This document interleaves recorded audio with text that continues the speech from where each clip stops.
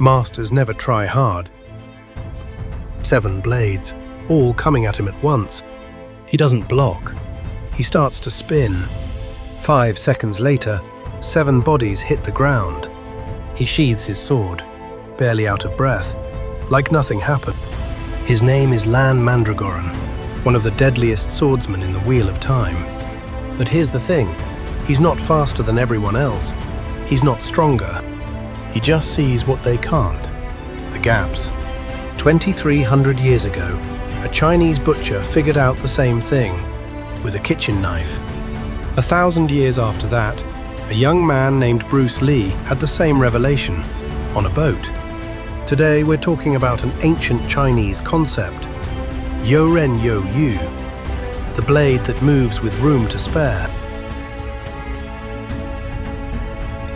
In the Wheel of Time, there's a mental technique called the flame and the void. Here's how it works. You imagine a flame in your mind, then you feed it. Fear, throw it in. Anger, throw it in. Even the desire to win, throw it in. When everything's burned away, your mind becomes empty. Still, in that state, you stop thinking about how to move your sword. You just move. Lan puts it this way. Don't try to control the sword. Let the sword find where it needs to go. When you truly understand the structure of a fight, where people are standing, how their attacks will travel, where their weight is shifting, you don't need brute force. You just slip your blade through the gaps that are already there. Most people see 7 enemies and think 7 threats. Lan sees 7 trajectories and the empty spaces between them. Lan's swordsmanship comes from a fictional world. But this philosophy, someone proved it with a kitchen knife 2,300 years ago. Duke Wenhui of Wei watched a butcher named Ding carve an ox. He was stunned. The knife rose and fell like a dance. Each stroke, the flesh parted on its own. Each turn of the blade, bones fell away. The whole ox came apart like a puzzle being solved. Not a single cut wasted. The Duke asked, "How did you get this good?" Cook Ding's answer became one of the most famous lines in Chinese philosophy. "I guide my blade through the gaps."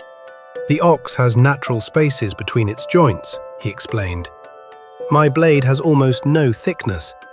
When I slide something with no thickness into a space that already exists, there's room to spare. Plenty of room. Cook Ding had used the same knife for 19 years. Thousands of oxen.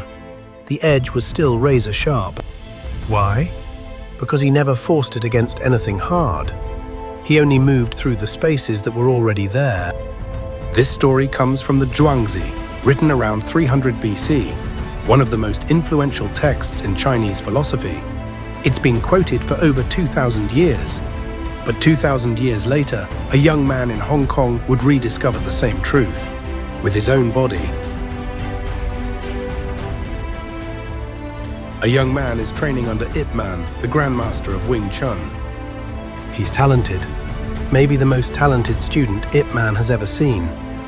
But he has a problem. He's trying too hard. Ip Man tells him, "Follow the natural bends of things. Don't meet problems head on." One day, he's sitting on a boat, frustrated. Without thinking, he punches the water. Splash. Then, nothing. He punches again, harder. The water doesn't care. He tries to grab it. It slips through his fingers. And in that moment, it clicks. Water is the softest thing in the world, but you can't hurt it. That young man was Bruce Lee.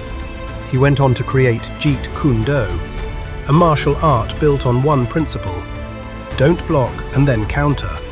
When someone throws a punch, their body opens up. Most people see a fist coming at them. Bruce Lee saw all the gaps behind that fist. In 1971, he said something that traveled around the world. Empty your mind. Be formless, shapeless, like water. Water can flow or it can crash. Be water, my friend. Lan faces a circle of swords. Cook Ding faces an ox. Bruce Lee faces an opponent. Most people see a solid wall. Masters see the pathways through it. But the problem isn't effort. The problem is you're punching water. Every hard situation has structure. Every deadlock has a leverage point. Find the gap, move through it, and the problem solves itself. Miss it, and you just wear yourself down. When Cook Ding finished carving his ox, he stood there, knife in hand, looking around, deeply satisfied. Don't be the person hacking at bone. Learn to see the gaps.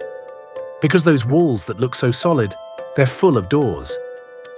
Have you ever had a moment like this, where you stopped forcing it, and that's when it finally worked?